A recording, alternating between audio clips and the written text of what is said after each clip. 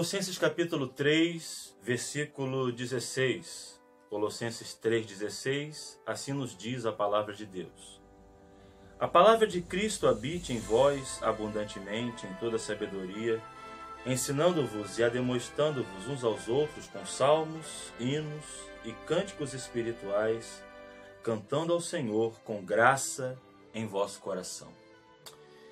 A carta de Paulo aos Colossenses foi escrita durante a sua prisão em Roma e aproximadamente do ano 60 ao 62 podemos situar a data desta carta com o propósito de fazer com que a igreja se lembrasse dos princípios elementares que os levavam à caminhada correta na presença de Deus. Colossos era uma província romana, uma cidade que estava subordinada ao Império Romano, e a maioria de seus habitantes era por si só pagão. No entanto, ali havia uma igreja que havia recebido a mensagem e que havia crido no Evangelho. Porém, todavia, essa igreja era atacada constantemente por todo tipo de assédio que o mundo poderia lhes oferecer e que o Império Romano, com a sua imposição, poderia lhes atacar. Poderia jogar sobre eles. E esse texto elucida muito bem como seria a máxima da vida cristã.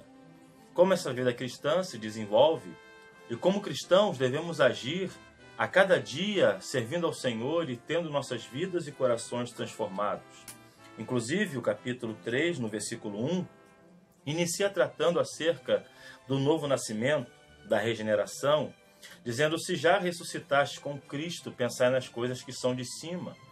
Isso deixa bem claro qual era o princípio argumentativo de Paulo ao tratar dos outros assuntos, acerca da vida piedosa, acerca da vida com o Senhor, acerca de tudo aquilo que o cristão deveria praticar para a glória de Deus.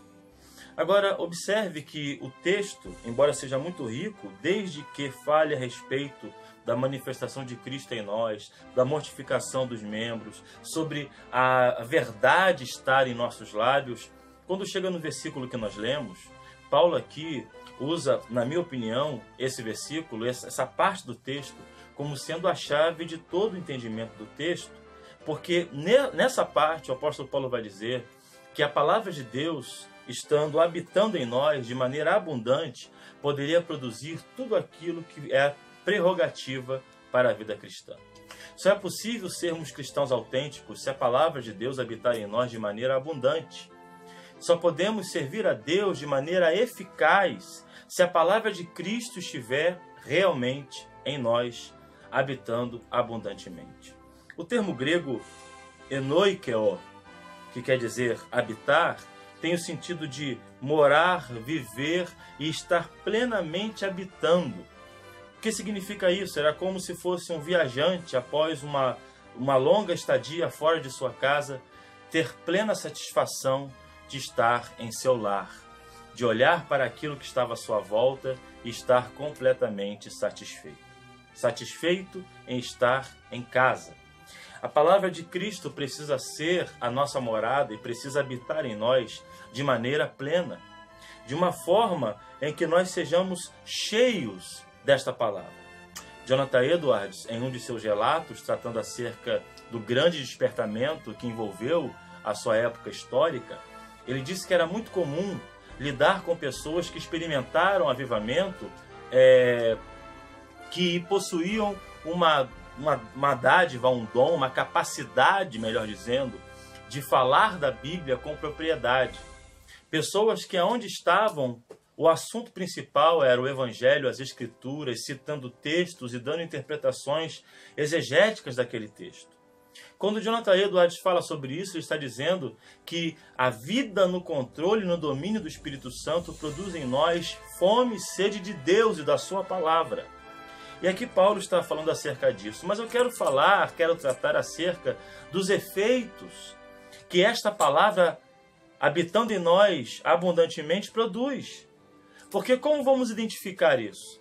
Nós não podemos confundir a palavra habitando em nós abundantemente com academicismo, com a capacitação intelectual, ou simplesmente com o citar de versículos soltos, como nós vemos no dia a dia.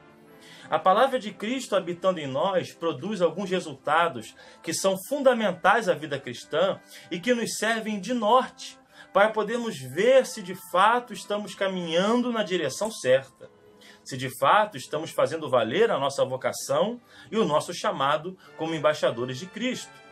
Perceba que Paulo fala: a palavra de Cristo habite em vós abundantemente, em toda sabedoria. Logo, a palavra de Cristo habitando em nós abundantemente produz sabedoria. E o que é sabedoria? A sabedoria é capaz de nos fazer melhores cristãos, de entendermos o mundo à nossa volta, de aprendermos mais sobre Deus e sobre Cristo. O provérbio diz que o temor do Senhor é o princípio da sabedoria. No entanto, a sabedoria, ela emana, e ela só é realmente plena quando emana das Escrituras Sagradas. Logo, uma pessoa que está, de fato, com a palavra de Cristo habitando em si, de maneira abundante, é uma pessoa sábia, que vai guiar a sua vida de acordo com os princípios da palavra de Deus, que vai olhar para o mundo pelas lentes da palavra de Deus. Nós não podemos ser engolidos com o secularismo, não podemos ser engolidos pelo pragmatismo e pelas filosofias que nos circundam, porque muitas das vezes a maioria delas não produz vida em si mesma, mas a palavra de Deus é viva e eficaz. Portanto, ser sábio por meio da palavra, por meio das Escrituras, é fundamental. É olharmos para a vida com discernimento bíblico, é olharmos para a família com discernimento bíblico, é olharmos para a igreja com discernimento bíblico, é olharmos para os relacionamentos com discernimento bíblico e entendermos de maneira sábia que, à luz das Escrituras, tal prática é certa e tal prática é errada. A sabedoria verdadeira e autêntica é aquela que vem do alto. Por isso que Tiago diz: se alguém tem falta de sabedoria, peça a Deus, que a todos dá liberalmente. E a sabedoria que Deus dá, sempre a dá, de acordo com a sua bendita palavra. Sabedoria é um fruto, é um resultado de uma vida onde a palavra de Cristo está abundantemente derramada. Segunda verdade que esse texto tem a nos ensinar é que está na continuação do versículo: ensinando-vos. Aquele que possui a palavra de Deus em si é alguém que não omite o ensino. É alguém sempre pronto a falar de Cristo, da palavra de Cristo, e ensinar a quem precisa.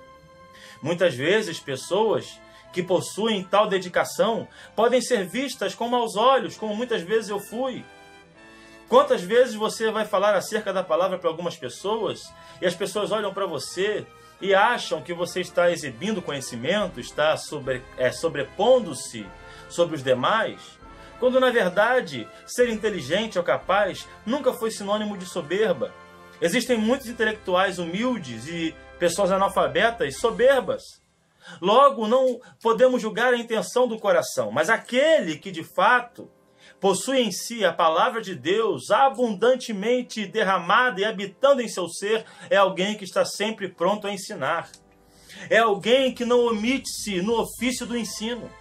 Seja no ministério ordenado, como ministros, pastores, ou seja no dia a dia. Você vai buscar sempre subsídios, conhecimento para poder divulgar a palavra de Deus e compartilhar das Escrituras. E nós não podemos omitir nenhuma parte delas, não podemos ser negligentes nesse ensino e nesse anúncio, porque se assim o formos, estaremos contradizendo as verdades do nosso chamado. Perceba que Paulo, quando estava despedindo-se dos presbíteros de Éfeso, em Atos 20, versículos 26 e 27, Paulo vai falar acerca do seu ministério em Éfeso, e ele diz o seguinte: portanto, no dia de hoje vos protesto que estou limpo do sangue de todos, porque nunca deixei de vos anunciar todo o conselho de Deus. O que Paulo estava dizendo aqui para aqueles irmãos, aquela liderança, é que durante a sua estadia, ele não foi negligente no ensino, ele não deixou de pregar, não deixou de ensinar, ele não ensinou pela metade, ele pregou todo o conselho de Deus. Ele foi a fundo, ele aprofundou-se no ensino, dedicando-se a ponto de falar acerca de todos os temas. Não existem temas difíceis para aqueles que se dedicam a estudar, para aqueles que se aplicam e no poder do Espírito Santo têm o coração voltado para o ensino da palavra. Paulo não negligenciou a sua vocação, ele foi até o fim, ensinou e pregou na intrepidez e no poder do Espírito Santo todo o conselho de Deus, e ele declara isso: eu protesto hoje que não haverá sangue sobre a minha vida, ninguém aqui será julgado inocentemente, porque eu anunciei todo o conselho de Deus. Cada um que prega, responsável é por aquilo que prega. Seja na pregação equivocada ou seja na omissão. Eu não posso ser omisso, eu não posso deixar de anunciar a verdade, eu não posso negociar a pregação. Então você que ouve e está aprendendo também não pode negar o ensino claro e pleno de todo o conselho de Deus. A Bíblia por si só, toda ela, como declara Charles Haddon Spurgeon em um de seus sermões: se eu chegasse na eternidade e o Senhor me dissesse, pregue por toda a eternidade, pelos séculos dos séculos sem fim, eu lhe responderia, dê-me uma Bíblia, e isso me bastará. Portanto, nós não podemos negligenciar o ensino.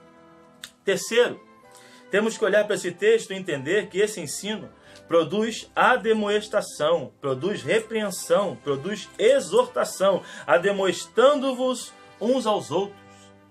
Não existe vida plena, preenchida pela palavra de Deus, que não produza a exortação, que não produza o chamamento a uma vida nova, que não produza a correção naquilo que está errado. Vivemos em um tempo em que me parece que a maioria dos cristãos está mergulhado na megalomania, e as pregações só são de triunfo, de vitória, de conquista, onde as pessoas estão buscando os seus prazeres, buscando as suas vontades, buscando os seus interesses e não buscando o Deus das Escrituras. Quando na verdade o Senhor não te chamou para ser feliz e realizado, o Senhor te chamou para ser santo. E essa é a grande... É o ponto máximo do Evangelho, transformar a nossa vida a ponto de nós não olharmos para nós mesmos. Foi isso que Jesus Cristo disse a seus discípulos: aquele que quiser salvar a sua vida, perdê-la-á, mas aquele que perder por amor de mim, achá-la. Portanto, devemos exortar, sim. Uma pregação que não nos chama ao arrependimento, uma pregação que não fala acerca de uma vida nova, uma pregação que não nos exorta a sermos mais bíblicos e crentes, não é uma pregação confiável. Foi isso que o apóstolo Paulo disse, escrevendo a Timóteo, na sua segunda epístola, no capítulo 4, no versículo 2. Olha o que Paulo recomenda a Timóteo: que pregues a palavra, instes a tempo e fora de tempo.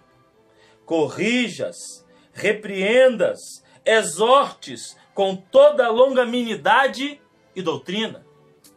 Logo, como será essa correção? Como é essa admoestação? É de acordo com a minha experiência? É de acordo com as minhas vontades? É de acordo com aquilo que eu acho? De forma alguma. É com a doutrina, é com o ensino bíblico, é com as verdades que emanam das Escrituras que podemos exortar uns aos outros. Por isso que a opinião dos outros não me importa muito. Eu não quero saber muito o que pastor A ou B tem a dizer, eu quero saber aquilo que as Escrituras têm a dizer. Todo ministro do Evangelho tem a sua autoridade pautada na Bíblia. Nenhum pastor tem autoridade maior do que as Escrituras. Esse foi o ponto máximo de rompimento na Reforma Protestante, porque enquanto a igreja medieval via no Papa o fiel intérprete das Escrituras, a Reforma Protestante trouxe a verdade de que a Escritura deve ser interpretada pela Escritura no poder do Espírito Santo. Quem interpreta as Escrituras não é nenhum líder religioso, mas é o Espírito Santo, de acordo com o seu texto e seu contexto. A Bíblia interpreta-se com a própria Bíblia, e não de acordo com aquilo que você pensa. Portanto, temos que olhar para esse texto e entender que a nossa exortação, que a nossa admoestação deve ser oriunda, deve emanar das Escrituras. E quarto e último lugar, qual é o resultado desse ensino? Qual é o resultado melhor da sabedoria dada por Deus? Qual é o resultado do ensino? Qual é o resultado dessa correção, dessa repreensão, dessa admoestação? O resultado é a vida de intensa adoração. com salmos, com hinos, com cânticos espirituais, cantando e salmodiando ao Senhor com graça em vosso coração. Portanto, quando nós vivemos uma vida aonde a palavra de Cristo habita abundantemente em nós, nós entendemos o princípio das Escrituras que nos ensina a quer comer, ou quer beber, ou fazer outra coisa qualquer, fazer tudo para a glória de Deus. Deus há de ser glorificado na vida daquele que entende que a sua vida não é mais de si mesmo, que ele não vive mais para si. É claro que todos nós temos sonhos, desejos, todos nós ansiamos por algumas coisas, e é completamente natural que desejemos, sim, que queiramos mudar alguns aspectos das nossas vidas. Mas nós não podemos deixar de focarmos na nossa vida eterna, na nossa caminhada com Cristo, que é o nosso bem mais precioso. E aí o texto vai dizer de maneira muito clara que o resultado de uma vida onde a palavra de Cristo habita abundantemente é essa: adoração. Salmos e hinos e cânticos espirituais irão emanar de nós. Nós adoraremos ao Senhor no trabalho, no dia a dia, na faculdade, nos estudos, na vida familiar, e isso será um resultado da palavra de Deus em nós. Eu sei que existem muitos cânticos que não são bíblicos. Existem muitos cânticos que não são espirituais. E aí existe uma confusão na mente de muitos cristãos acerca disso. Certa ocasião conversava com uma pessoa que condenava veementemente o ouvir de músicas seculares. Eu disse, não, eu escuto música secular sem nenhum problema na minha consciência. Mas quando eu escuto louvor, eu escuto louvor. E quando eu canto louvor, eu canto louvor. E ele disse, por quê? Porque tem muita coisa que se canta na igreja que não é louvor. É música. E música de ruim qualidade. E música ruim. Além de ser antibíblica, ainda é ruim. Eu preciso me voltar para as Escrituras e entender que a adoração a Deus deve ser o elogio de sua majestade, de sua glória. Nenhuma música que não fale sobre Deus, a glória de Deus e seus preciosos feitos é louvor. Às vezes é música de má qualidade. Portanto, precisamos rogar a Deus e desejar ardentemente que a palavra de Cristo habite em nós abundantemente, faça morada. Esteja em nós como um viajante de longa viagem, chega até a sua residência e feliz diz consigo mesmo, eu estou em casa. A palavra de Deus precisa achar morada a cada dia em nossos corações.